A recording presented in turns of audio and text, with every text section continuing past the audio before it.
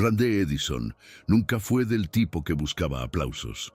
A sus 48 años, con 22 de ellos dedicados al ejército norteamericano, llevaba en su postura firme y en su mirada serena la suma de todas las guerras que había enfrentado, tanto dentro como fuera del campo de batalla.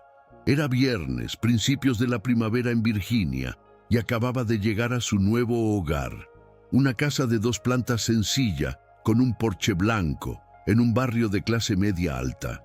No era grande ni moderna, pero ofrecía el silencio que tanto deseaba tras años en bases militares, tomando decisiones estratégicas y en salas de mando donde nadie descansaba. Vestía el uniforme oficial, aún impecable desde la mañana. Blazer azul marino con insignias pulidas, pantalón de corte impecable y botas lustrosas. Ese día, más temprano, había pronunciado un discurso en el Pentágono sobre liderazgo en la transición militar.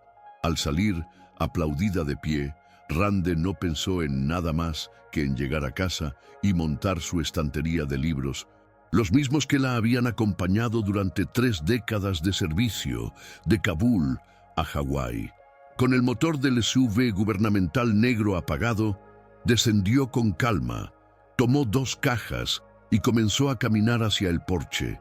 El aire aún estaba húmedo por la lluvia de la madrugada y el cielo permanecía nublado, de esa manera que hace parecer que el tiempo se ralentiza. Pero no duró mucho.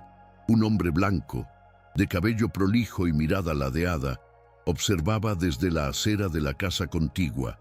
No saludó ni sonrió. Simplemente la miraba como si evaluara cada uno de sus pasos, como si la presencia de una mujer negra, incluso uniformada, fuera una anomalía en aquel espacio que él consideraba predecible.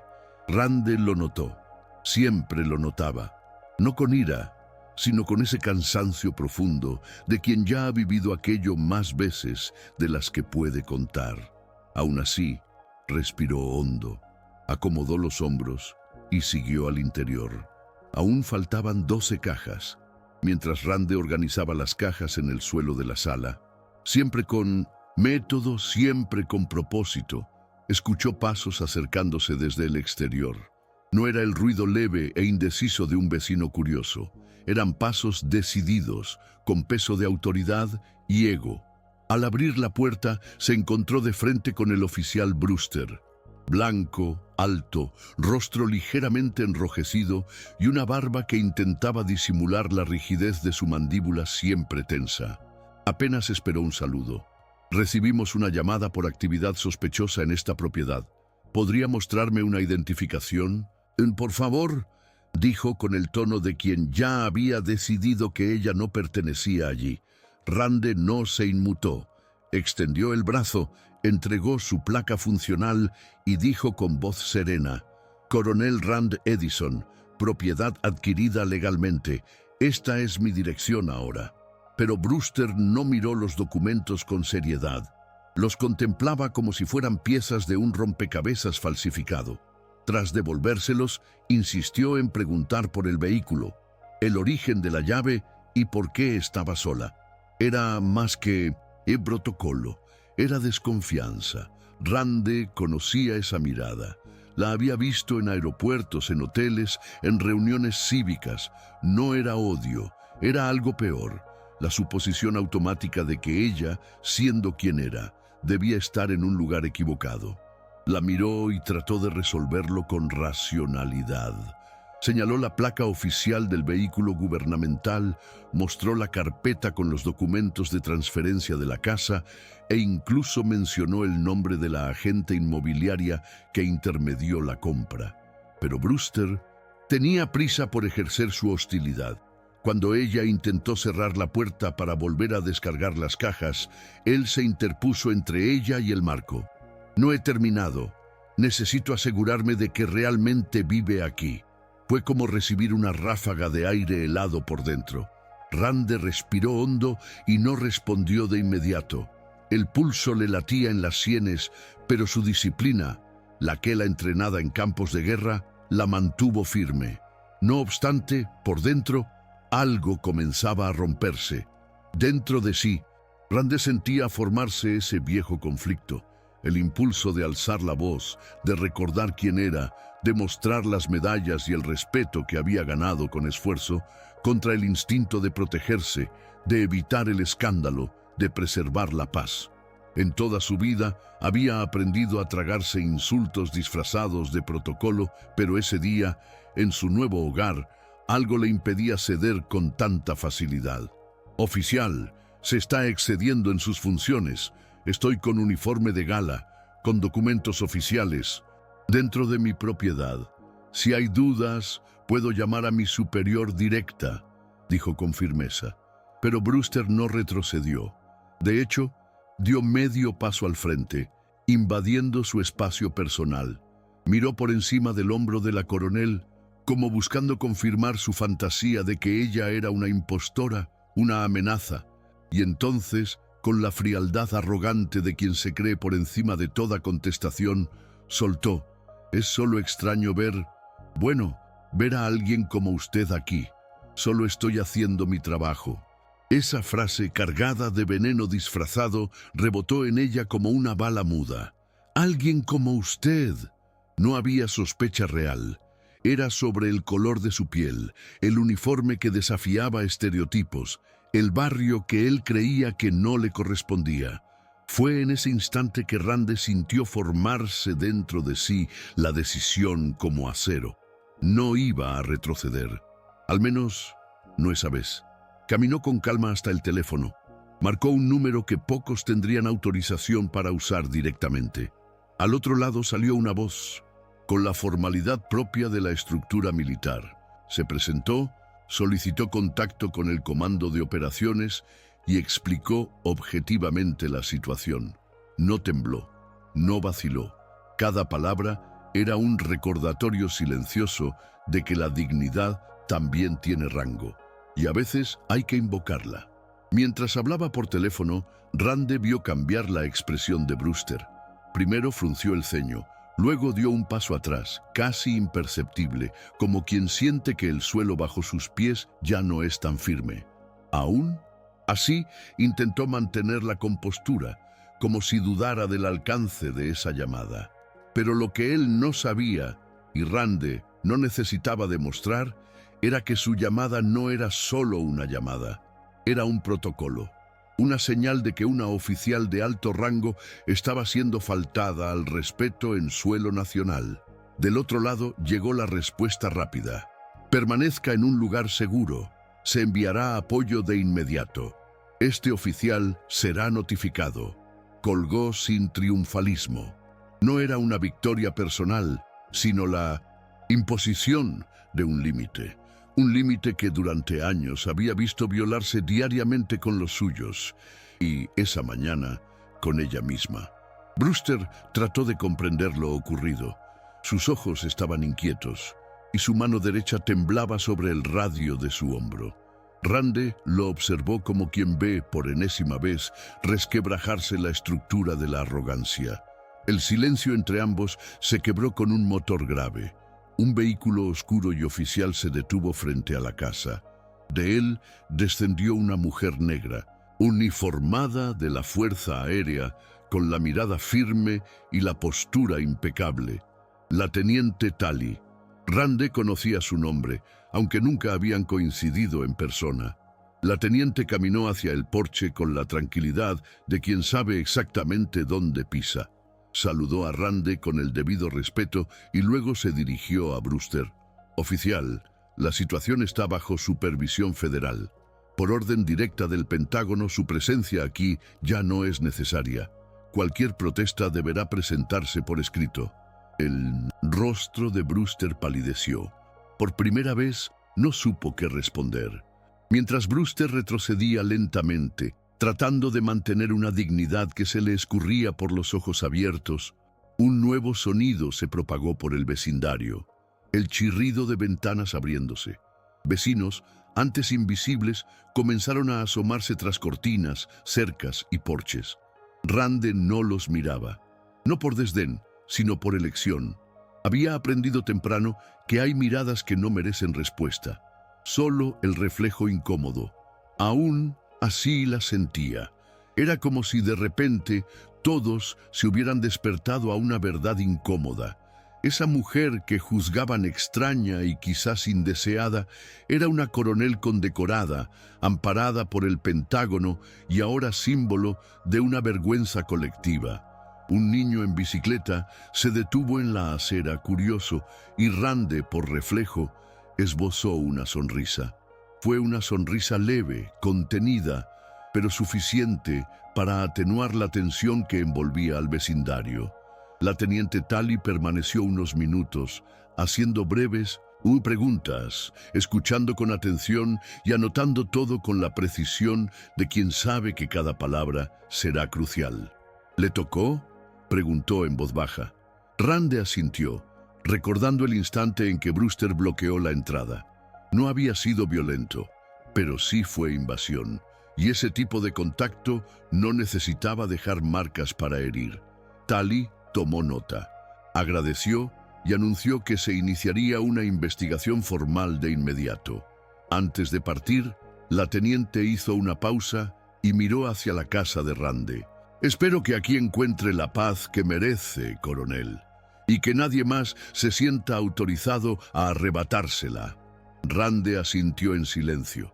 Cuando el vehículo se alejó y la calle retomó su ritmo lento y rutinario, se sentó en el primer escalón del porche, con las manos apoyadas en las rodillas. El mundo pareció girar despacio en ese instante, y por fin respiró. Ese porche, que por la mañana era solo madera blanca recién pintada, ahora parecía impregnado de memoria. Rande permaneció allí unos minutos, inmóvil, observando el suelo como buscando huellas de la violencia invisible que acababa de vivir. No hubo gritos ni empujones, pero ella sabía, como quien ya ha experimentado esto, que algunas violencias se tejen de silencio, de tono de voz, de negación de pertenencia. Por dentro sentía una mezcla de alivio e indignación. Alivio por haber mantenido el control, indignación por seguir teniendo que demostrar a cada instante quién era. La caja que había sostenido esa mañana seguía junto a la puerta, abierta con sus libros de estrategia militar y liderazgo apilados cuidadosamente. Miró hacia ellos y pensó, ¿de qué sirve comprender todas las guerras del mundo si aún hay que defender la paz con tanto esfuerzo en el propio hogar? Los pasos de alguien acercándose interrumpieron sus pensamientos. Era la vecina de la casa de la izquierda, una mujer blanca de mediana edad, con blusa de lino y gafas colgadas al cuello por un cordón fino. Traía en las manos una bandeja cubierta con papel, aluminio, esas ofrendas silenciosas, tan comunes en barrios suburbanos, siempre conllevan alguna intención. «Soy Beth. Yo vi todo desde la ventana. Siento mucho lo que pasó», dijo con una incomodidad casi palpable. Rande se levantó con calma. Miró la bandeja y luego a la mujer. No había enojo en su rostro, pero tampoco prisa por perdonar. «Gracias. ¿Bizcocho de limón?», preguntó intentando aligerar el momento. Beth asintió, medio sonrojada. «Mi madre decía que ayuda a calmar». La coronel tomó el presente y respondió, «Entonces creo que me comeré toda la bandeja hoy». Ambas sonrieron brevemente, como compartiendo un dolor que ninguna de las dos sabía exactamente cómo nombrar. Más tarde, ya con la luz del atardecer dorando las paredes de la sala vacía, Rande se sentó en el suelo con el bizcocho de limón al lado y una taza de té en la mano. No encendió la televisión ni puso música. Quería escuchar el sonido del lugar, el crujido de la madera, el lejano ladrido de un perro, el leve zumbido de la calle. Esa ya era su casa, y a pesar de lo sucedido, se negaba a permitir que el primer día quedara manchado por un hombre que jamás entendería lo que significa luchar por existir. En su cuaderno de notas que llevaba desde sus tiempos de cadete, escribió con su caligrafía precisa: «Primera misión civil, resistir con elegancia». Eran palabras pequeñas, pero llenas de fuerza, porque en ese momento el uniforme colgado en la silla de la cocina ya no definía su autoridad. Lo definía su historia, su dignidad y la forma en que eligió responder al abuso. Al caer la noche, llegó una notificación al celular. El Departamento de Asuntos Internos de la policía local había iniciado un proceso investigativo sobre la conducta del oficial Brewster. Un comunicado breve pero contundente, firmado por una mujer con la que Rande había trabajado en misiones conjuntas. La teniente coronel Lisa Grant. Era un recordatorio de que, pese a las estructuras muchas veces marcadas por la lentitud y la omisión, aún había personas comprometidas con la justicia. Eso no cambiaba el pasado, pero señalaba algo esencial. No estaba sola. Por primera vez en mucho tiempo, Rande sintió que su presencia, silenciosa y firme, podía ser algo más que un gesto de supervivencia. Podía ser la semilla de un cambio, quizás no para todo el mundo, pero sí para ese trozo de calle, para esos vecinos que ahora tendrían que replantearse sus propios reflejos. A la mañana siguiente, el cielo amaneció despejado, como si el día anterior hubiese sido una pesadilla despejada por la brisa nocturna. Rande se despertó temprano, como siempre, pero esa vez sin necesitar alarma. Su cuerpo, acostumbrado a la disciplina, la despertó con el amanecer. Preparó café, untó mantequilla en una tostada y se sentó en el porche donde todo había comenzado. El ambiente estaba más silencioso que de costumbre. Algunos vecinos paseaban con sus perros, desviado la mirada. Otros saludaban tímidamente, como intentando redimirse sin palabras. Ella no exigía disculpas. Sabía que el silencio de los inocentes también pesa sobre quienes presencian una injusticia y optan por no intervenir. Pero en el aire había un cambio, pequeño, casi imperceptible, como el olor de la tierra mojada tras la lluvia. Era el tipo de cambio que solo notan quienes viven atentos. Alrededor de las 9 de la mañana, una joven latina se acercó a la casa. Llevaba una carpeta en las manos y vestía una camiseta con el logotipo de la Asociación de Mindoncinta. Vecinos. Se presentó como María y explicó que visitaba a los nuevos residentes para darles la bienvenida. Rande sabía que ese protocolo era habitual, pero había algo en la mirada de la joven, una firmeza contenida, una admiración velada que le hizo sentir algo inédito, reconocimiento. María comentó que se había enterado de lo ocurrido por un grupo comunitario en la aplicación del barrio. Dijo que, si necesitaba cualquier cosa, incluso apoyo para que la situación llegara a más personas, ella estaría a su disposición. Rande agradeció sin prometer nada, pero cuando la joven se marchó, se quedó unos segundos contemplando la caligrafía en la tarjeta de presentación. Era un nombre sencillo, pero para Rande llevaba una promesa.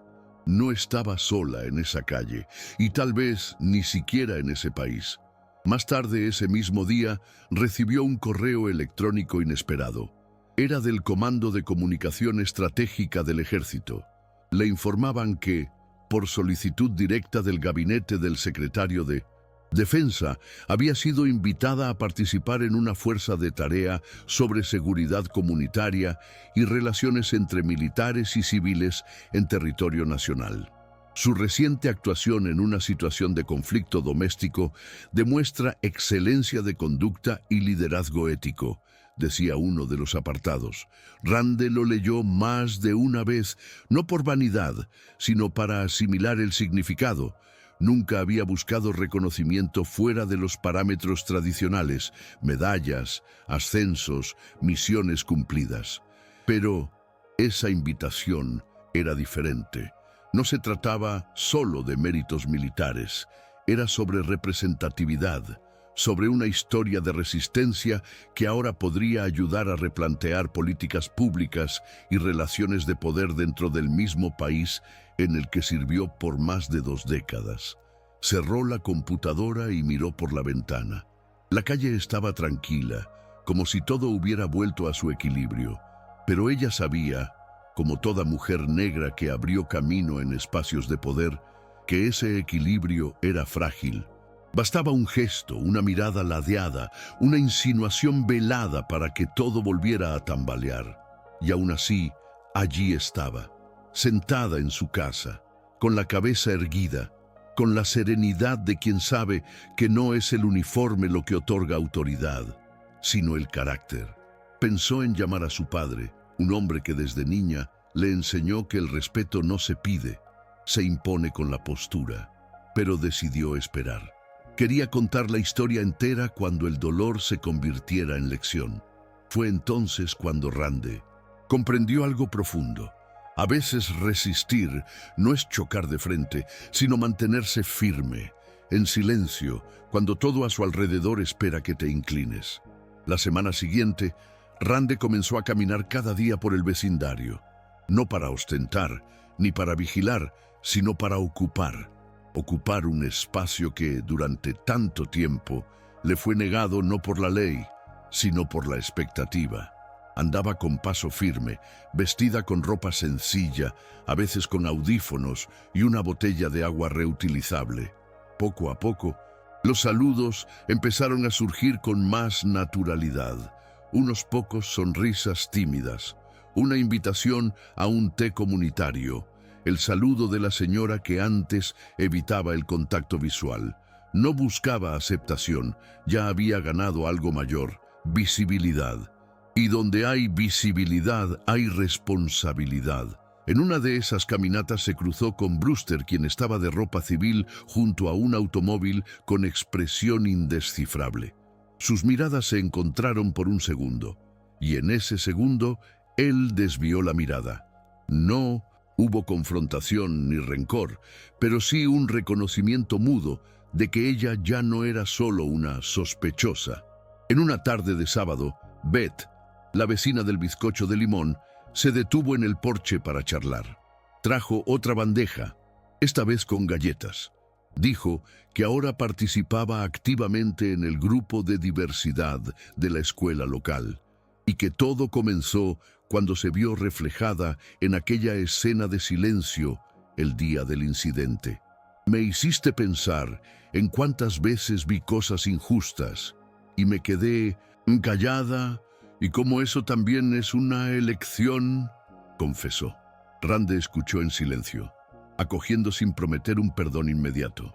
El cambio no empieza cuando somos expuestos, empieza cuando dejamos de escondernos, respondió. Esa conversación, a la sombra del atardecer, fue más poderosa que cualquier discurso. A veces, una mujer firme y serena en un porche enseña más sobre liderazgo que horas de instrucción en un aula. Al final de aquel mes, la caja que había quedado olvidada en un rincón de la sala, aún con libros y un portarretratos envuelto, fue finalmente abierta. Rande extrajo cuidadosamente una foto antigua.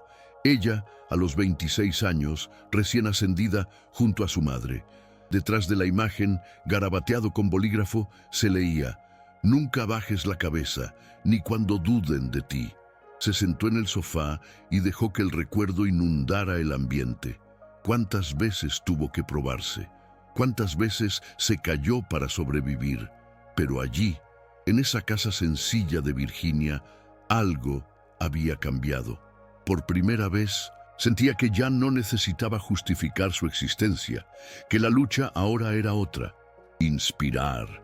E inspirar, a veces, comienza con un gesto contenido, una reacción pensada, una llamada al Pentágono hecha con la misma dignidad de quien se niega a ser reducido a un estereotipo. Rand Edison no salió en ningún titular, no dio entrevistas, no buscó medios. Pero en esa calle de casas alineadas y cercas bajas, su historia corrió de boca en boca, no como un escándalo, sino como un recordatorio. El verdadero respeto no nace del miedo, sino del reconocimiento. Una mujer negra, uniformada o no, tiene derecho a existir donde quiera y a ser tratada como tal, Y a veces lo que cambia a toda una comunidad no es una gran revolución, sino el simple hecho de haberse negado a bajar la cabeza en el momento justo. Sabía que aún habría otras batallas, pero ya no empezarían de cero. Porque en ese porche, en una mañana nublada, el Pentágono respondió, y el vecindario escuchó.